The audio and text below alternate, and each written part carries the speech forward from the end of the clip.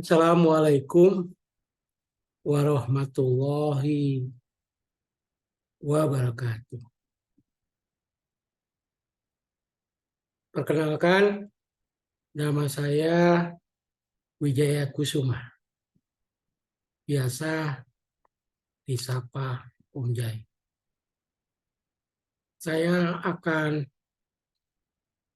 membagikan pengalaman saya dalam aksi nyata guru informatika SMP School Jakarta dalam implementasi kurikulum Merdeka. Dan naskahnya sudah saya posting di kompasiana.com/Wijaya Labs. Bapak Ibu yang saya sayangi dan banggakan. Judul daripada naskah yang saya sampaikan adalah aksi nyata guru informatika SMP Lab School Jakarta dalam implementasi kurikulum Merdeka. Perkenalkan, nama saya Wijaya Kusuma yang biasa disapa Om Jai. Saat ini Om Jai mengampu mata pelajaran informatika. Mata pelajaran informatika adalah mata pelajaran baru dalam kurikulum Merdeka. Sudah mulai banyak guru informatika di jenjang SMP yang mengikuti pelatihan dalam jaringan yang dilaksanakan oleh Kemdikbudristek. Setelah mengikuti daring tahun lalu, penulis mulai mengimplementasikan apa yang sudah disampaikan oleh para instruktur implementasi kurikulum Merdeka. Salah satunya adalah guru berperan sebagai fasilitator dan tidak lagi menjadi satu-satunya sumber belajar siswa. Guru sedikit bicara dan siswa banyak bekerja aktif dalam mencari informasi tentang informatika. Selama ini, guru membuat slide presentasi dan kemudian mengimplementasikan materinya kepada siswa. Sekarang, siswa yang membuat slide presentasi dan guru mendengarkan presentasi siswa, baik secara mandiri maupun kelompok. Hal ini dilakukan untuk melihat kemampuan siswa dalam membuat slide presentasi. Contoh presentasi di siswa dapat Anda baca di sini dan ditonton di sana. Ini adalah contoh daripada slide yang dibuat oleh siswa melalui aplikasi canva.com yang bisa dibuat oleh siswa menggunakan canva.com dan bisa dibuat secara online.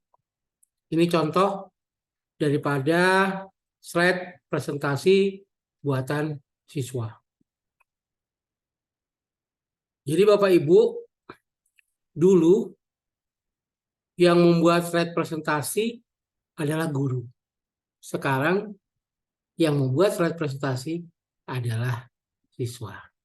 Inilah bentuk inovasi baru yang kami lakukan di SMP Lab School Jakarta. Nah, ini contohnya. Kemudian,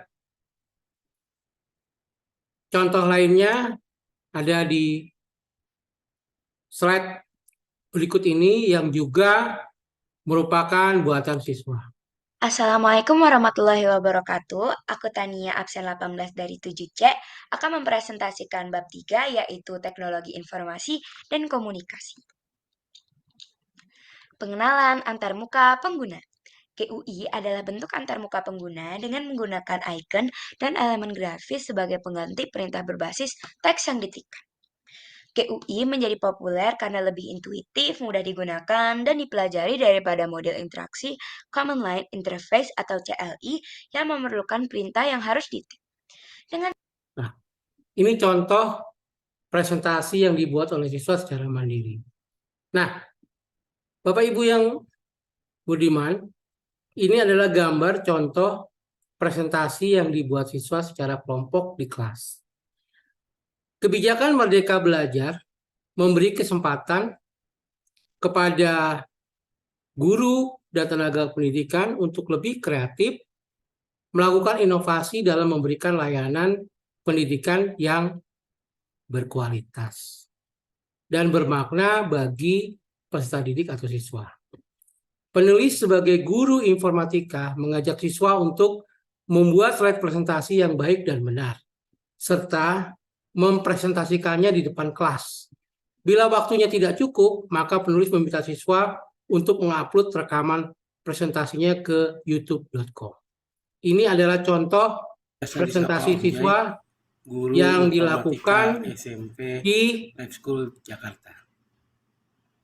depan kelas. Pada pembelajaran inovasi kali ini, saya mencoba mengajak siswa untuk membuat slide presentasi dari aplikasi Canva for Education. Saya ingin lihat bagaimana siswa membuat presentasi dengan baik dan benar, kemudian mempresentasikan hasil karyanya dengan kelompoknya masing-masing. Ini contohnya, Bapak Ibu bisa lihat di YouTube.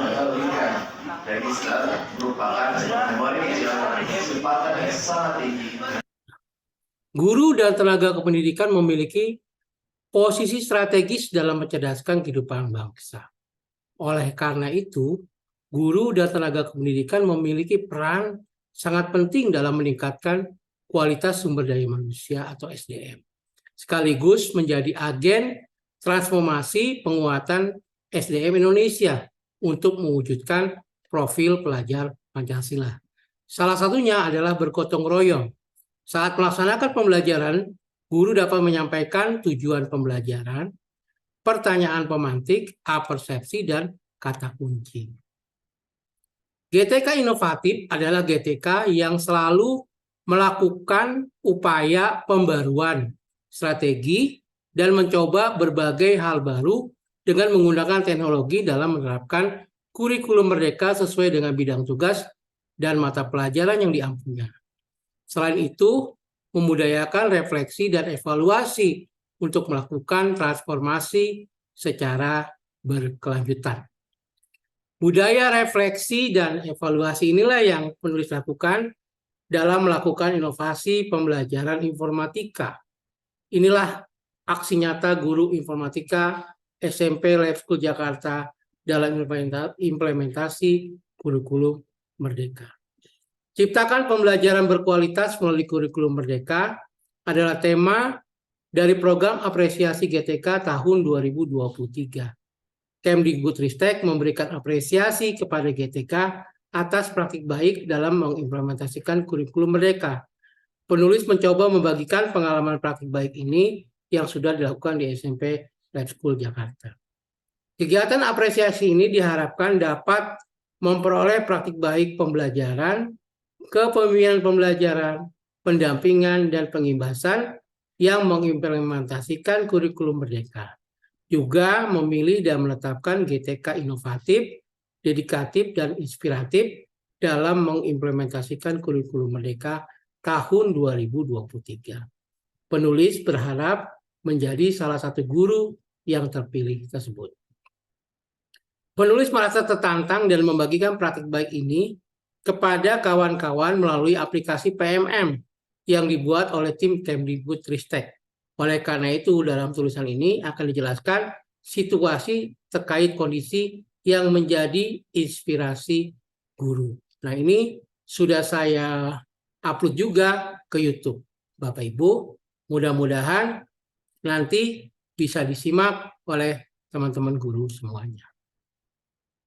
Adapun latar belakang masalah dalam inovasi pembelajaran ini adalah siswa yang biasanya mendengarkan presentasi materi informatika dari guru dengan metode ceramah, sekarang direvisi dengan meminta siswa membuat presentasi sendiri. Kemudian mempresentasikan materinya kepada kawan-kawan siswa lainnya di depan kelas secara mandiri dan kelompok. Bila waktunya tidak cukup, maka mereka bisa menggunakan aplikasi Zoom atau Canva dan merekamnya. Kemudian videonya diupload ke YouTube. Mengapa praktek baik ini penting? Sebab siswa akan lebih percaya diri dan terampil bicara di depan umum.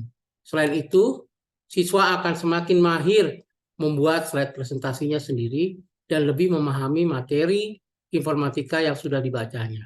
Semua siswa sudah mengunduh buku elektronik atau e-book di website Kemdikbud yang ada, baik kelas 7 maupun kelas 8. Lalu apa yang menjadi peran dan tanggung jawab siswa dalam praktik ini? Siswa diminta menguasai materi informatika dengan cara mandiri dan kemudian membuat ringkasannya dengan membuat slide presentasi. Dahulu siswa diberitahu oleh guru dan sekarang siswa mencari tahu sendiri dengan instruksi dari guru informatika. Teman-teman bisa melihat cuplikan video berikut ini. Assalamualaikum warahmatullahi wabarakatuh.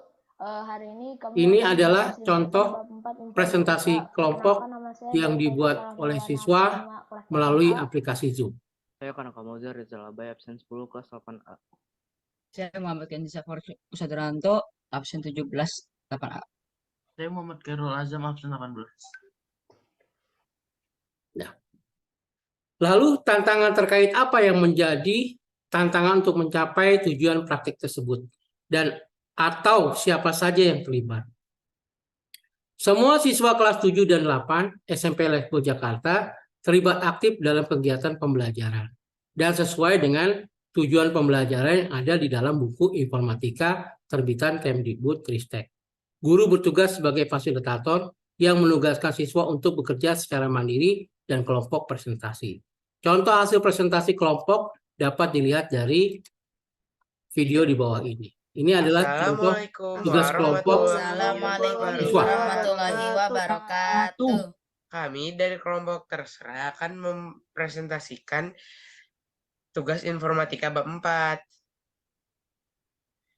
Kelompok terserah terdiri atas Faid, Arkan, Dasya, Genzo, dan Dilan.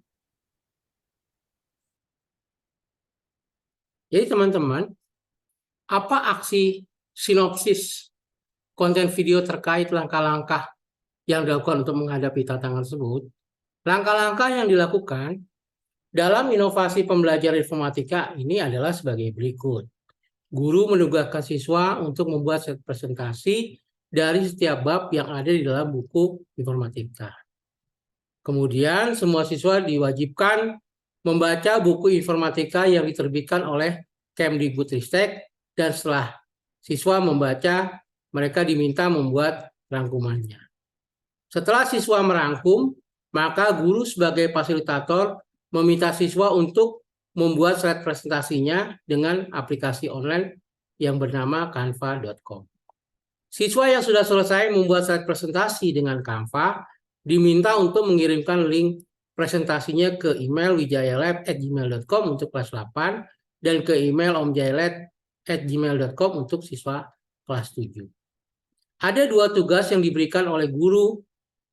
Pertama tugas mandiri dan kedua tugas kelompok. Untuk materi bab 1 dan bab 3 dikerjakan secara mandiri. Dan untuk materi bab 2 dan bab 4 dilaksanakan secara kelompok. Untuk presentasi, siswa dilakukan secara langsung atau luring di kelas. Dan karena waktunya terbatas, beberapa kelompok dilakukan secara online atau daring melalui aplikasi Zoom yang rekamannya diupload ke YouTube videonya. Seperti contoh yang sudah kami tayangkan. Lalu strategi apa yang digunakan? Bagaimana pelaksanaannya? Siapa saja yang terlibat? Dan atau apa saja sumber daya atau materi yang diperlukan untuk melaksanakan strategi ini?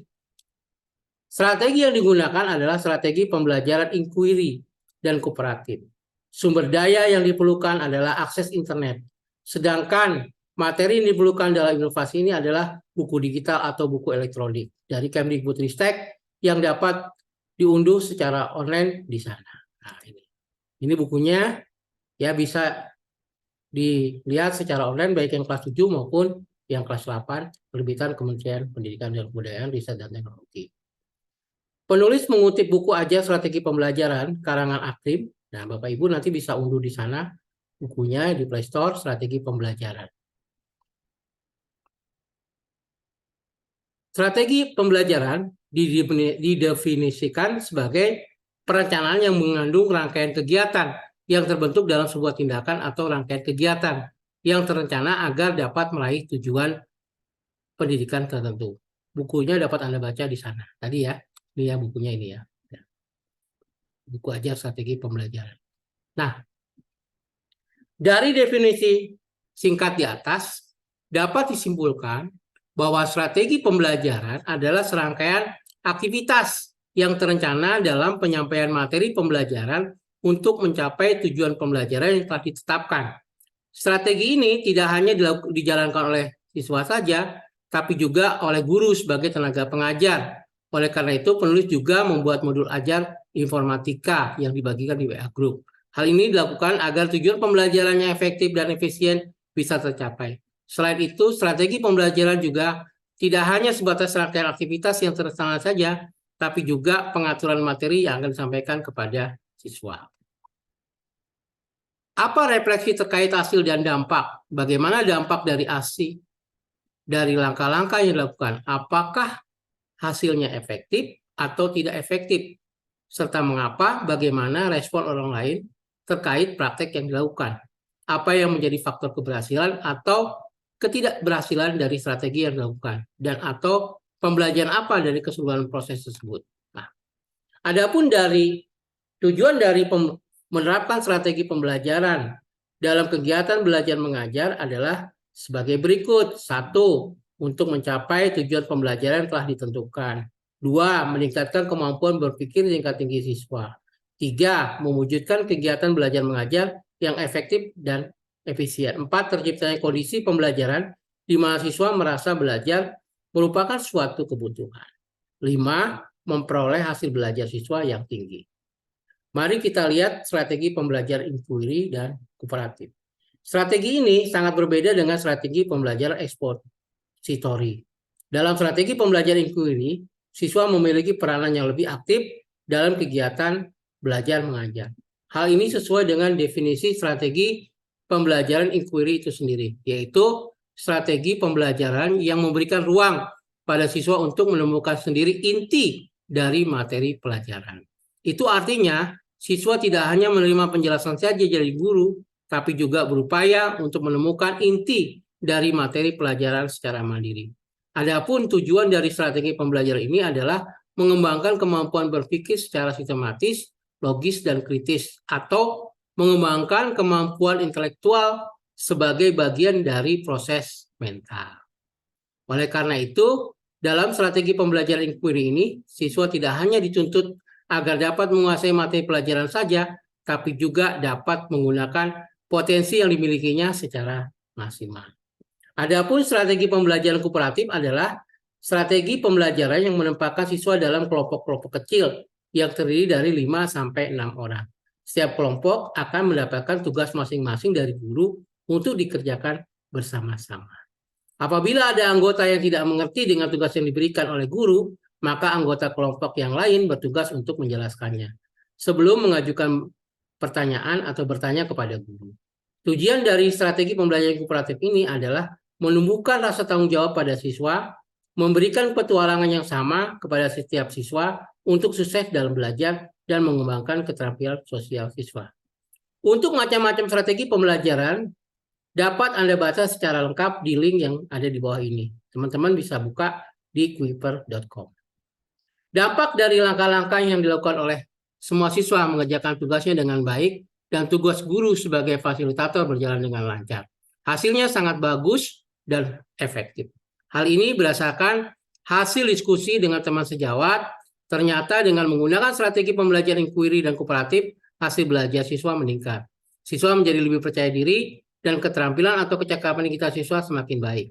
Dari keseluruhan proses tersebut, siswa menjadi semakin cakap digital dan menguasai literasi digital dengan baik.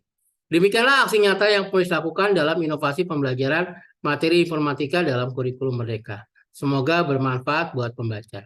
Dahulu guru yang aktif melakukan presentasi, sekarang siswa yang aktif melakukan presentasi. Hasilnya ternyata luar biasa. slide presentasi yang dibuat siswa sangat bagus. Dari hasil ulangan harian semua siswa kelas 7 dan 8, belum penulis temui ada siswa yang nilainya di bawah 85 atau KKTP. Tentu ini menjadi sesuatu yang terus penulis teliti sehingga menghasilkan inovasi pembelajaran dan praktik baik yang bisa dibagikan kepada guru informatika lainnya. Penulis juga menemukan bahwa presentasi secara online melalui aplikasi Zoom untuk suara siswa dan presentasinya jauh lebih bagus dan tidak noise atau berisik. Sedangkan dengan presentasi secara langsung masih terdengar suara noise atau berisik saat presentasi secara langsung di kelas. Demikian naskah yang saya buat. Salam blogger persahabatan, Om Jai, Guru Blogger Indonesia. Terima kasih. Assalamualaikum warahmatullahi wabarakatuh. Semoga dapat bisa dipelajari oleh teman-teman semuanya dari seluruh Indonesia. Assalamualaikum warahmatullahi wabarakatuh.